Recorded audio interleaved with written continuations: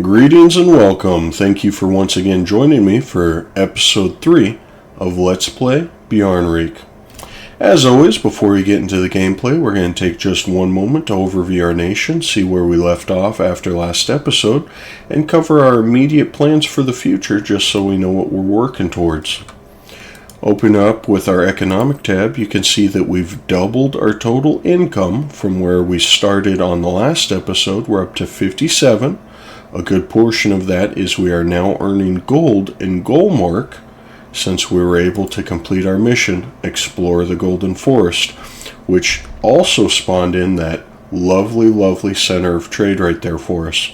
That is very good. It's increasing our total. Taking a look at our trade node map here, it's increasing our total trade power here in Verorn's Bay, which allows us to push even more into the Serpent's Head.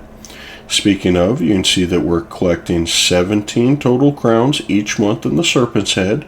We're barely bleeding any off, and we have room, if we look over at our navy, to build a few more light ships. So as soon as we have enough crowns sitting on the side, we'll go ahead and build some more light ships and set them to protect trade in the Serpent's Head to help seal off this little bleed off that we're getting going down to the Dragon Coast.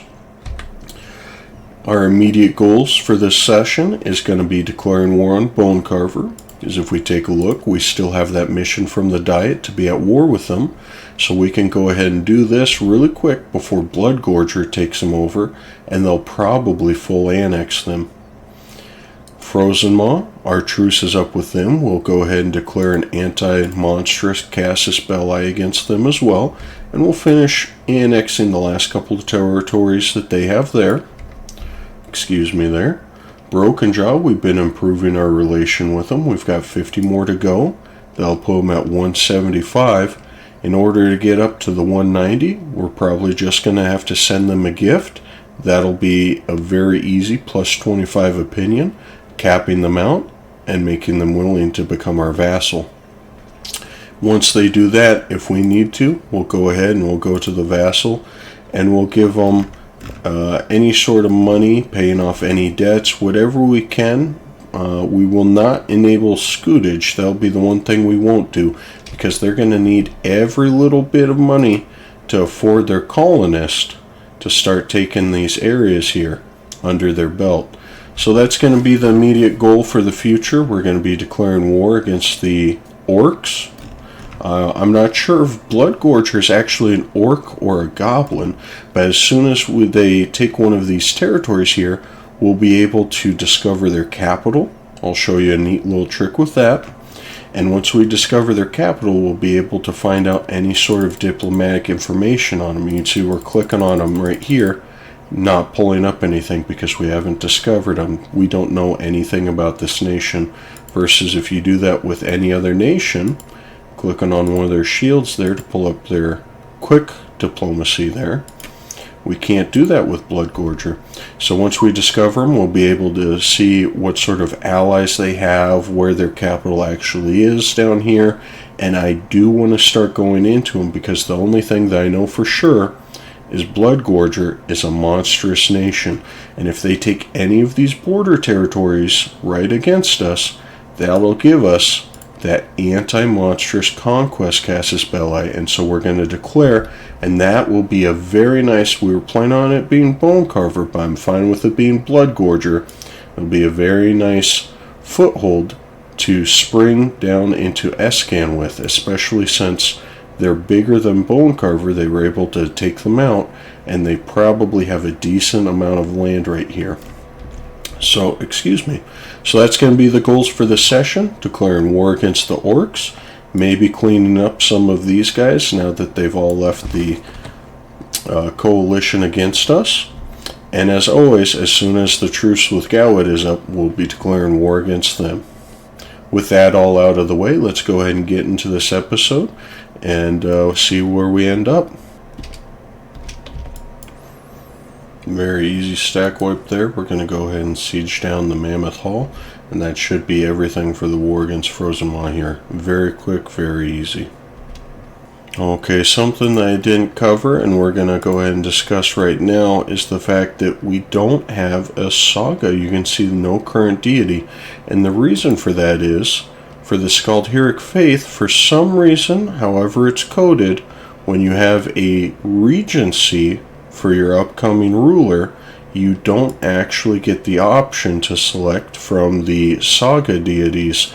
So this is very unfortunate for us, but it also just goes to show, we're missing out on that 20% tax and production that we had been receiving with our last ruler, Lars. And you can see that there too. Just a couple of months went by, and we're up to 59 total income, even without that 20% to tax and production. So this is very, very good for us, and it means that once our young king does come into rule, and you can see Escann will be a very nice ruler of 454. As soon as he comes into power, we will have some very good options for our saga that we want to follow. I don't think that now that we've got our economy fixed and under our belt here, I don't think that we'll be going for the tax and the production again. It did very good. The Council of Skalds did its job for the duration that we needed it to. But I think maybe we'll do potentially the dev cost. It's a very strong one. I believe that's tail 9. Or perhaps, tail 1. Tail 9 is the core cost reduction. And we might be going for that one as well, because as we push further down into Escann, we will have to either vassalize someone down here, or if we're taking it directly for ourselves right away, we will be having to core all of that. And that will be causing problems as well, because if you look here, we are over our current governing capacity, and our technology is not going to give us another 100 gov cap until we get this one done, and we're hurting for our admin power, because not only do we need it for this, we need it to finish coring, and we also need it for our expansion ideas. And the next expansion idea is quite nice. I would like to get the plus 20 global settler, but we'll have to weigh those options when we actually earn enough power to afford spending on either one of those. Alternatively, we are pretty close to being up to 25, and we'll be able to seize in another 4 years.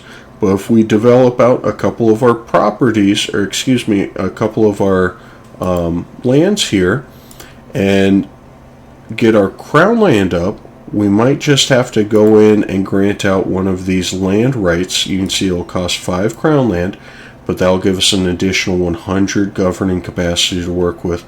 So I think that's what we'll probably end up doing. I know I do want to give out battle mage academies. It does cost 10 crown land, and we can't quite afford that right now. Maybe in about 5 to 10 years, and that'll help spawn in.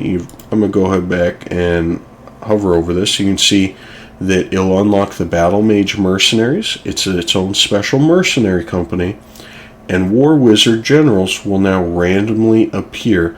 And the higher we can get the influence for the Mage Estate, not only will their spells be more powerful, you can see those brackets as to when they will be, but also those War Wizards will start appearing with greater frequency. But that's all stuff for the future right now. Let's just focus on finishing out this war with Frozenmaw. And then hopefully here you can see Bone Carver is full siege down. Hopefully Bloodgorger pieces them out, and we'll be able to discover them and plan for our expansion down into Escann.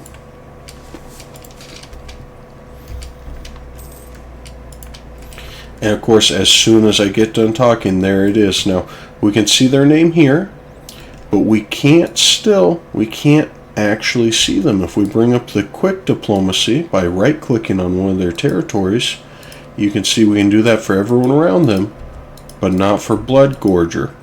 So the very easy trick that you can do in order to instantly discover their capital and start diplomacy is, if you can fully see at least one of their territories, simply click on it. And you see that discovered their capital for us. So now we can pull up the diplomacy. We can see they're allied with Clouded Eye orcs, who are located right about here. as well as Dog Eater, and I believe Dog Eater is actually right about right here. They're located, if I remember correctly, just south of Marhold, while Clouded Eye is located just north of Marhold. And if Bloodgorger was able to expand to this size and is allied with both the other orcs down in Escann, I'm kind of almost thinking that maybe Marhold fell, which is something I very, very rarely see. Normally Marhold has such a strong presence with their dwarfhold that they're able to fight off those other orcs. So I'm even more excited now to expand down here and see what we can find out. In the meantime, we did declare war on Bone Carver. If we pull that up, you can see they're red. And now that they've peaced out, we're going to go ahead and we'll be able to move, since we're at war with Frozenmaw, we'll move through their territory and go ahead and start sieging down their new capital with our artillery unit. We just finished up with our last war with Frozenmaw. You can see we full annexed them. But if we look, we're already over our governing capacity, and we don't have a lot of administrative power to spare. So I think what we're going to do, instead of taking the territory for Bone Carver ourselves, what we're going to do for the peace deal is we're going to go down and we're going to demand them to become our vassal. We'll be able to do that for just 85% of the war score, and you can see no one will be joining the coalition who isn't one of these three members, or four nations right here, the former vassals of Frozenmaw. They're always going to be, for the foreseeable future, they're always going to want to go into a coalition against us because of all the aggressive expansion. And the other members are not people that are relevant. It's Gawed, who we still have a truce with, Nimskad, who we have a truce with. We're not worried about that. In addition to saving ourselves the administrative power, we'll be able to declare war against Bloodgorger immediately after with the anti-monstrous conquest and feed all of their territory to our new vassal. And that'll save us on the administrative power, but also it'll very rapidly improve their opinion of us, because we are going to be giving them back their cores that they just lost, as well as granting them a whole bunch of territories. So that's going to make them very happy, and it'll kill two birds with one stone. We're saving our admin power, we're expanding into Escann, and I guess the third stone will be improving the relation with our brand new vassal as soon as this war is done. So that's our plan of attack here. We're going to go ahead and finish sieging down Bone Carver, and then we'll see where the winds take us right after that. So we just pieced out, and you can see we've got Bone Carver now as our vassal, but they do have a high liberty desire because of their very hostile opinion of us. And that's okay. We will start improving relations as soon as we have a spare diplomat. In fact, we'll go ahead and return one now, and in 13 days we'll start improving relation. But we're going to take that free diplomat, and we will go ahead and declare war now against Bloodgorger, and we're going to do it for a reconquest to give our new vassal Bone Carver all of these cores back. And while we're at it, just because we can, we'll go ahead and we'll co-belligerate both Clouded Eye and Dog Eater. So here we go. We're going to go ahead and declare right away, and we'll just march our troops straight on down. Okay, very unfortunate. Our army did just march through the fog of war and get caught there on their capital as they crossed through the Westwoods and got stack wiped. This is very unfortunate and very unlikely, truth be told, because you can see they're only at military technology 6. We do have that military advantage, but that is just how strong those early units that the monstrous nations get. You can see our units there have very few pips, and right now they start the game with even more pips than we do with our improved technology at Mill 5. So we're going to have to watch that and start consolidating our troops here, allow attachment, and make sure all of our vassals stay together with us here. We'll probably go ahead and immediately pull back, and we'll just siege this down. That way it'll be a defensive fight in our favor, and try to make sure that we don't have any more mistakes like that occur again. Okay, so our truce just now ran up with Gawed, and I don't want them to join a coalition against us, not because I'm scared of it, but it might incentivize these other nations that we just got out of a coalition against us to rejoin. And so I think even though we only have the one army here, we're still at war. We are going to be able, we just got done suppressing some rebels, we are going to be able to get this 16,000 troops down here. Looking at Gawed, they only have 34 plus their allies. And Laurent, even though they're at war right now, we will still be able to call them in. You can see that there, the negative 30, but there's still a positive 6, excuse me. So I think we're going to declare for Howbobbin. We're not going to co-belligerate any of these guys. Even Netcliffe, you can see, is part of the Empire, and that's going to call in all of Wex and all of their allies. And Laurent isn't going to want to join at that point. So instead, we'll just declare against Gawed. They're going to call in BPEC, Netcliffe, and Denix for their allies. Not concerned about it. And we're going to go ahead and have another easy war against Gawed. And as soon as we're done over here, we'll just shift our troops over, finish sieging them out really quick, and take some more money from them to finance our expansion and building up our economy. So here we go, declaring war. And we're going to go ahead and move our troops in. And because we don't have anyone supporting us yet right now, our armies are over here and over here. We're just going to go ahead and be very slow and very cautious, keeping our eyes open to make sure that we don't get caught out.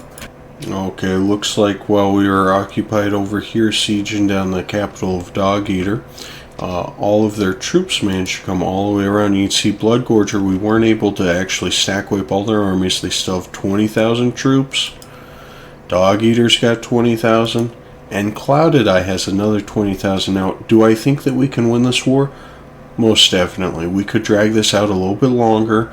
But unfortunately, they did catch my 7,000 mercenary company. And so we lost that. You got a little bit of war score from that. You can see that there. But I think what we're going to do, instead of sticking out for 100% war score, which we can do, we're just going to go ahead and peace out for whatever we can here, have a shorter truce with them, a little bit less aggressive expansion, and we'll still get about the same amount of money. It's rather unfortunate, but I don't want to waste all of my time down here killing 60,000 plus all of their reinforcing manpower. I'd rather not waste my time down here. I'd rather just consolidate it, come back, finish, and focus on this war with Gawed, micromanaging all the little one stacks as we carpet siege them, and just take what I can right here. So we're just going to go ahead and do that at 50%. We're going to take a total of 54. We're going to take our cores returned, and then we're going to demand these territories for ourselves. And what we're actually going to do, because we're not going to core these, we'll send the demand. And now that we have them, we'll go ahead and let the month tick over just to be safe with everything. Get this guy to come back.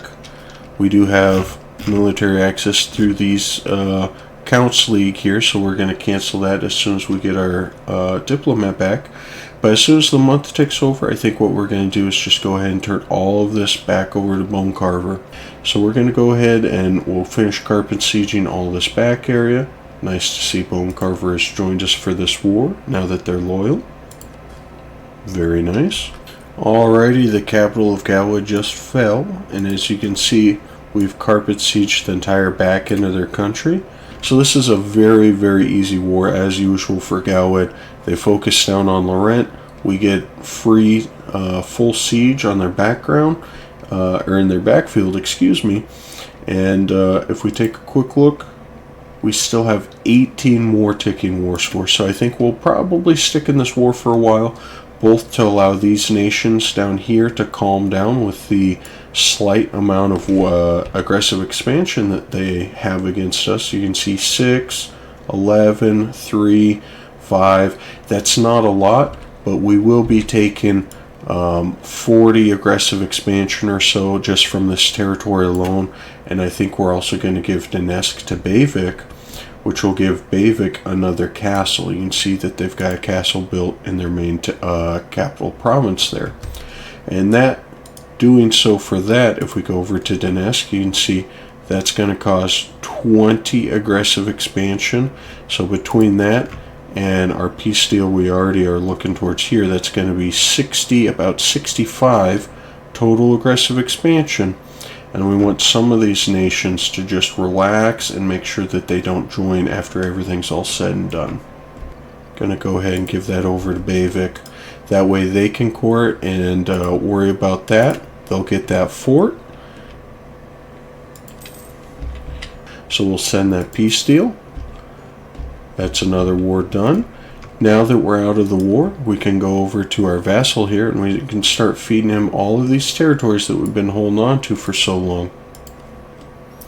So to do that, we're going to go to the subjects. We're going to go to Bone Carver and we're going to grant province.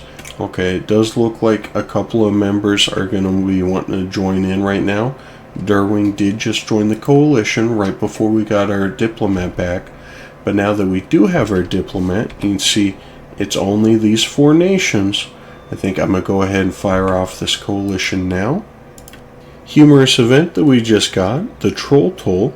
There are unusual reports coming from one of our provinces. One of the bridges on the lands of a local noble has, apparently, been taken over by a troll. Although that's hardly unheard of, what is surprising is that the beast claims to be, of all things, a public servant. Apparently, the troll came to know that the state has taken over the collection of trade tolls from passing traders, and to the surprise of our local sheriff, has been depositing all non-edible payments on the nearest tax collection post with regularity worthy of a gnomish clockwork. The complaints come not from the traders, as they consider the payments to be rather standard, but from the noble, as he wants, quote, the vile beast's head to do rather gruesome acts to it. It is also worth noting that since the troll took over, it's been delivering payments with far more consistency than its former noble administrator, leading our sheriff to suspect of embezzlement. We're going to take that very large 830 ducats. Very easy stack wipe. We're able to catch them. Oh, and our colony is done as well. Excellent. So we'll send that. Our relationship with Laurent is decreasing a little bit. So we're going to go ahead and we're going to start improving relations again. And once that goes over 100, I will be pretty comfortable with that. And we won't worry about for the next while. We do have enough to get another idea. And as you can see, this will be the big 10% settler chance. Very nice. And it also finishes out Garudian Shipwright Masters, our third Bjarnrik idea. Alrighty, our new king did just finally ascend the throne. His mother did end up being pretty good. She was a strict ruler with some reform gain per month. So it was very good, but this is much better. A 454, way better than what we were dealing with. Tale 5 again, and sing the saga of the treasure of the Golden Forest. Okay, so our colony just finished, and you can see this spawned in our new colonial nation, Amberstrond. Very nice. We're going to go ahead and make this a crown colony. You see those benefits there. Oh, there we go. Wonderful. Yet again, we just got the Joy of the Huntsman event for our third king and ruler, Escann Bjarnson. The hunt commences, and once more it is still missing localization, but we all know what the event pursuit does in one day. There it is. We're going to go ahead and coordinate the hunting paths to gain +1 permanent administrative skill. And now our ruler, our young 15-year-old king of Escann Bjarnson, is a 554. This is very nice. I don't even mind the 10% construction cost, because his stats are so good. Another Joy of the Huntsman. You know what? I think this time we will actually take the ducats. This is very interesting. I wasn't aware that this could spawn multiple times for the same ruler. We don't really need the prestige decay. And I'm very curious now if this will give us the option. I don't think it will, but I'm very curious because it says that we'll be able to host at half cost. I'm curious it'll give us another option. And so for 20 ducats, I'm willing to experiment here, because this might be a coding error, and if it is, we can let the developers know that this is allowing, or maybe we won't, because we all love Bjarnrik. But we might need to let them know that this is a coding error, so let's go ahead and find out.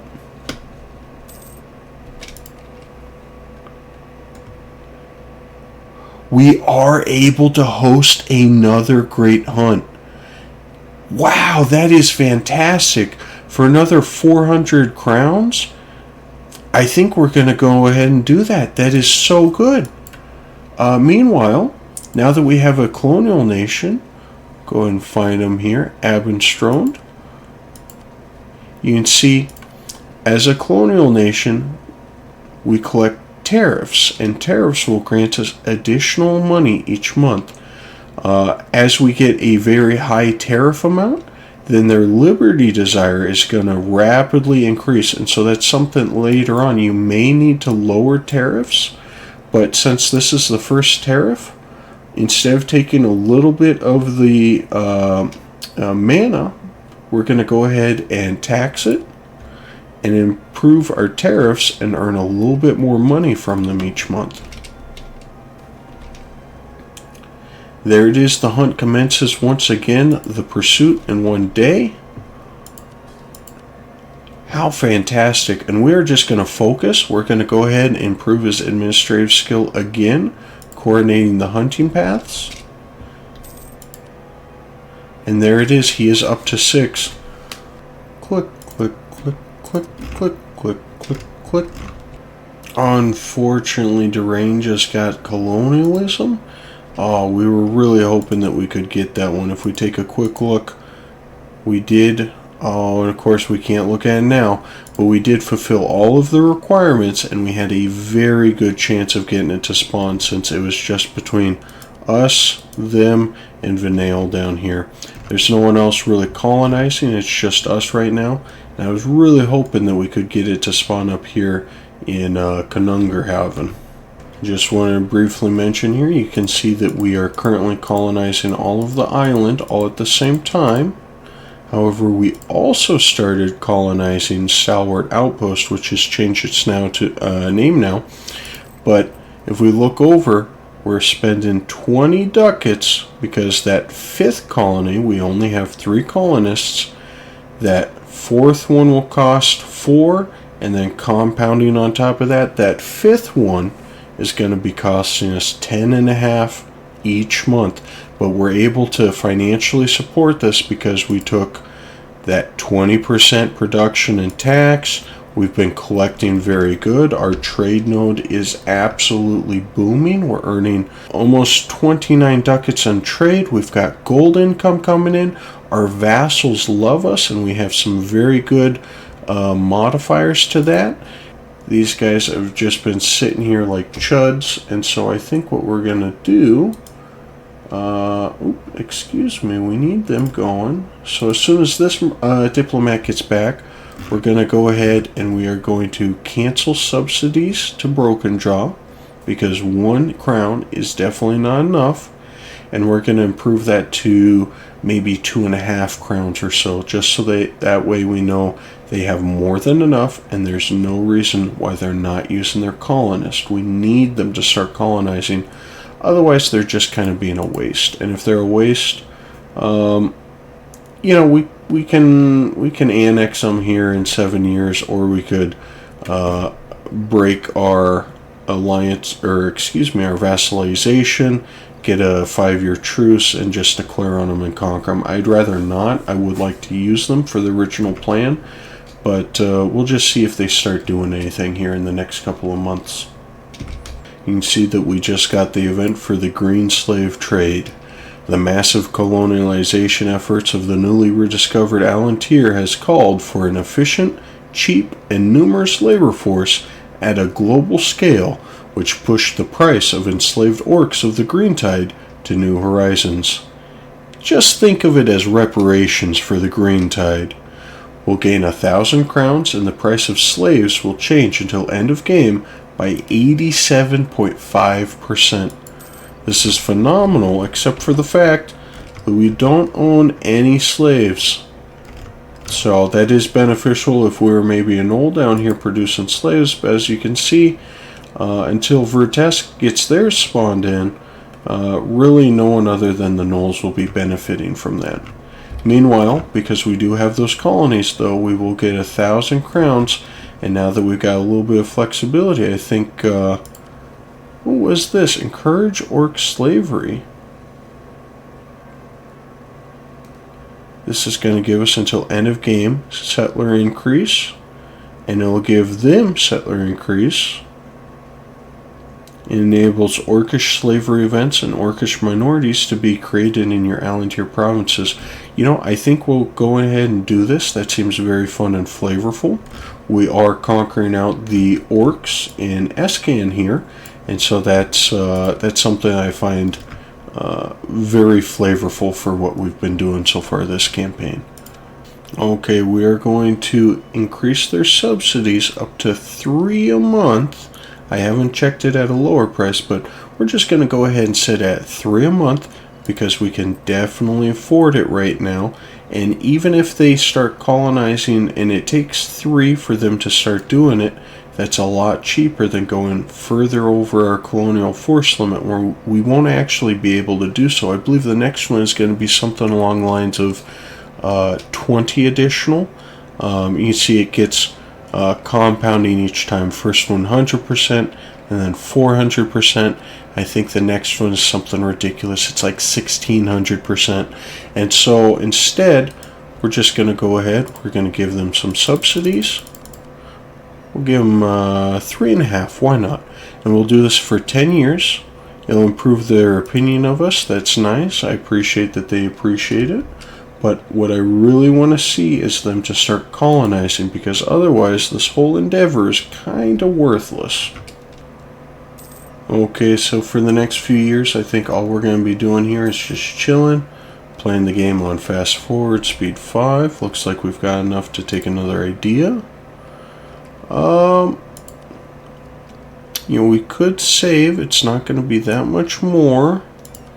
Our governing capacity is looking pretty okay though, so I think we're just going to go ahead and finish pumping out those ideas, and we're just going to be improving relations. Once we get high enough, maybe we'll start annexing a couple of our vassals, but we still have room for more diplomatic relations if we want to. Our missions, we are going to have to build up a couple of forts here in order to fortify the Hellenic Reach. But in order to continue down to the Bear and the Eagle, we are going to need to thaw the Maw. And still, Broken Jaw is not colonizing. I do not understand why, because they do have 3.5 ducats from us. They're more than able to afford that colonist. So I'm afraid what might just happen here is I might have to start annexing them here very soon if they don't start doing something. Okay, and we are able now to take the last idea in the exploration idea group. This is wonderful. This is going to give us a massive 25% naval force limit modifier. And if we look at our navy limit right there, 68 is where we're currently at.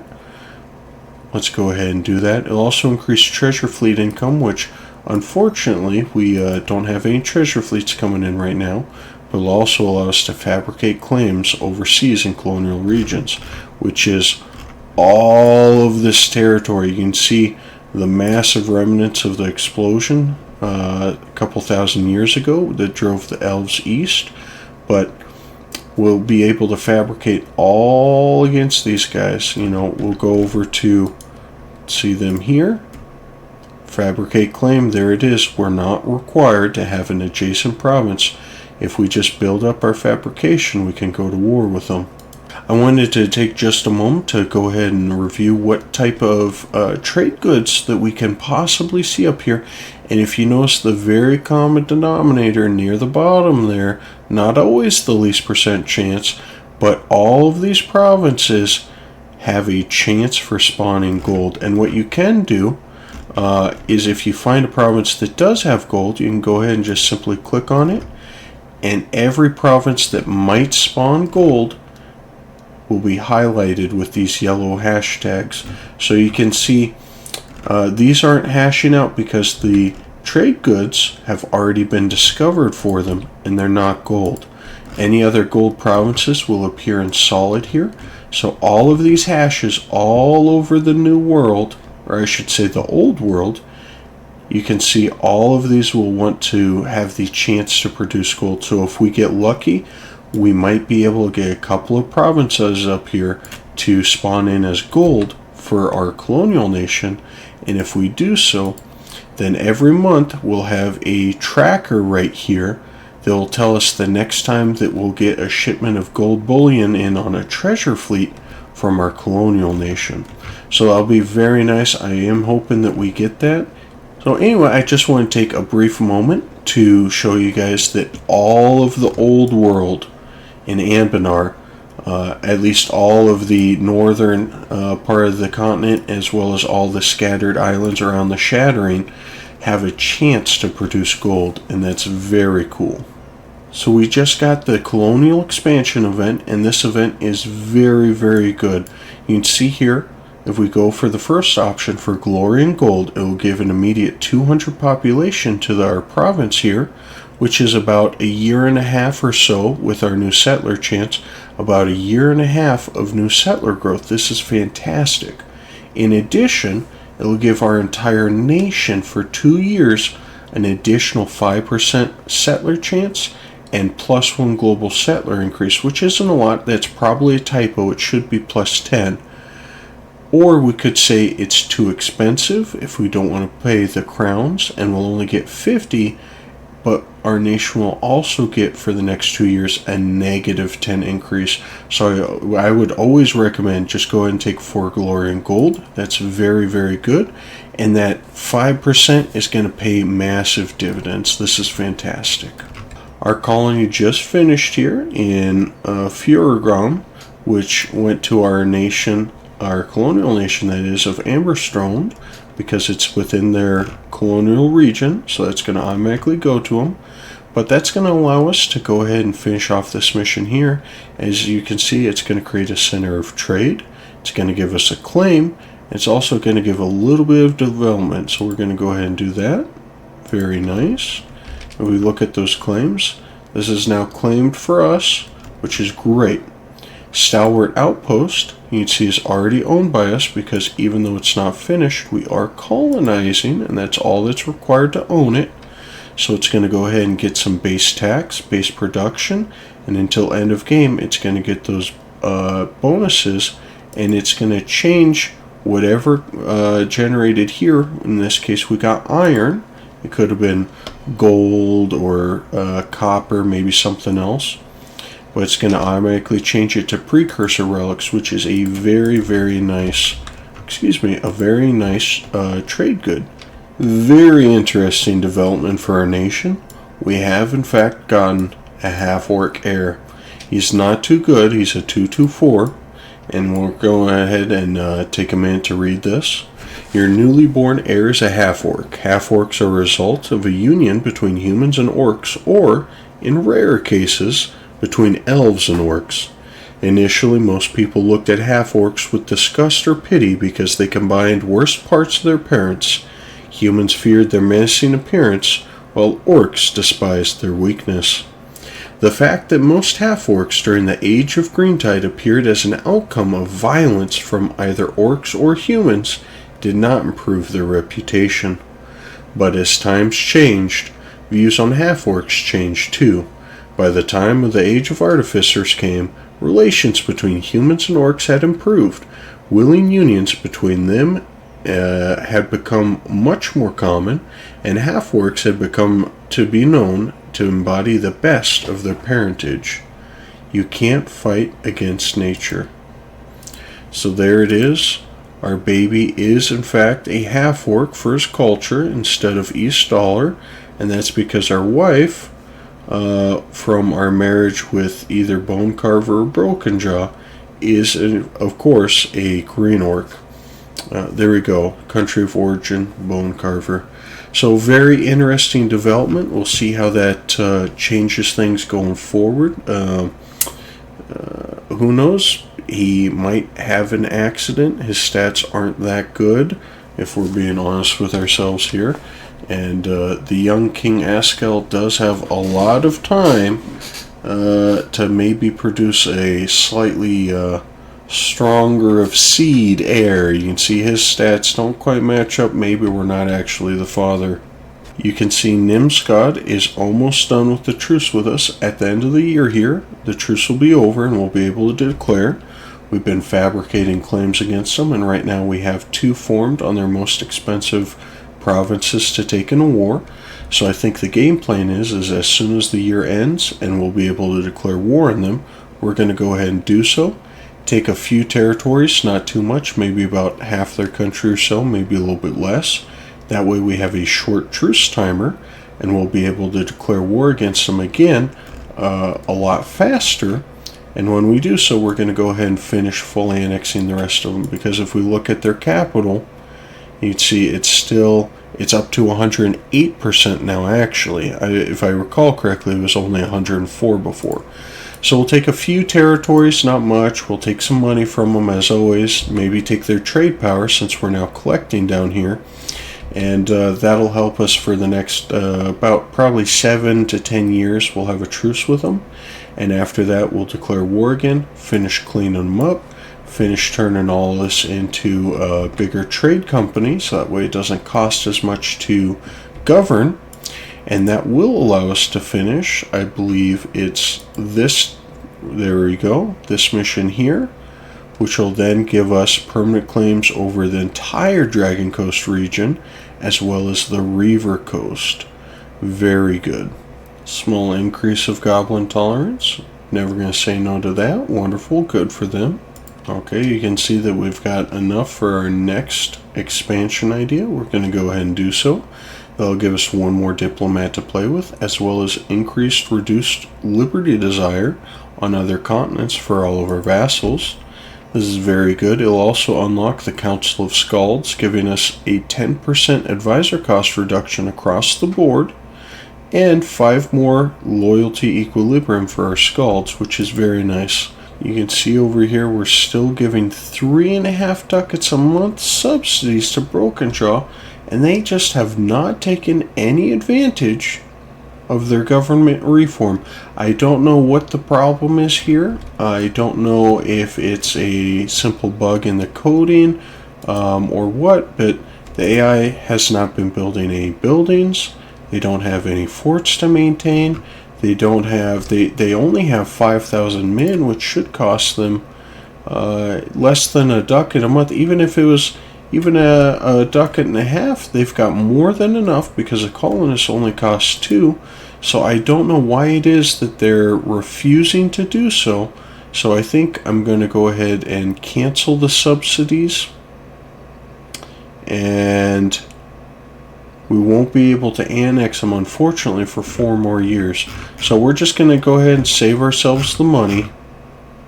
Very unfortunate. I thought this was going to be a wonderful plan for easing our expansion, but we do have our 2 colonists back, so we are going to go ahead and knock out getting this area colonized, so that way we can finish Thaw the Maw. And you see we only need to own them, so as soon as our colonists get there, we'll be able to do that. Ending the Greentide, unfortunately, though, we will need to go to war with these guys. But luckily, we'll get permanent claims over this area. So we'll go ahead and do that next. Both of our colonists have just arrived to finish off the colonial efforts here in Northern Giants Tiers, which of course allowed us to finish Thaw the Maw, giving us permanent claims. We do already have Rurenwald, that's this state here, but also gave us permanent claims over this state as well, so that'll be very nice.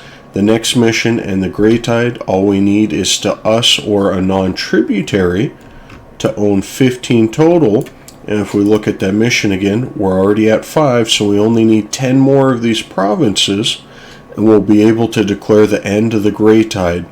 And it'll change the culture to White Reachmen, which is very handy, one less that we have to worry about, as well as changing the religion in all Grey Orc provinces in the Hellenic Reach region, which we can see here. That's all of this brown right here will change to the Skaldheric Faith. And you can see that we've done a pretty dang good job of that already, but it will be nice to be able to convert these other last few provinces right here into Skaldheric Faith. It'll be very handy.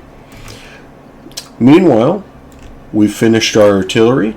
They're moving in, and we're just about to declare on blue scale. We should be able to full annex them in one war without any sort of issue, because they are kobold, so wrong culture, wrong religion. You can see that there, kobold dragon cult.